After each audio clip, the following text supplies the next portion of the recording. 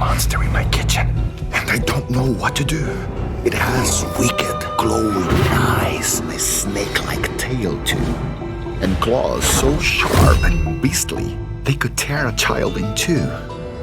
It whipped our chalkboard off the wall and knocked over our stew, and it growled at all the bones from our summer barbecue. Perhaps this beast is here to feast, but on what?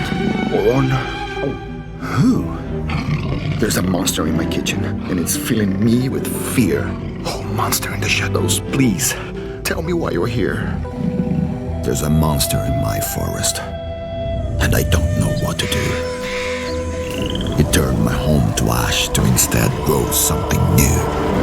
Feed for chickens, pigs, and cows to sell more meat to you. As our forest disappeared, their evil empire grew. They think they're unstoppable, but we pray this isn't true.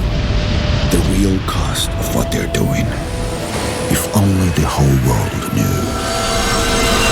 There's a monster in my forest, and it's filling me with fear. It's putting us all in danger. To warn you is why I'm here.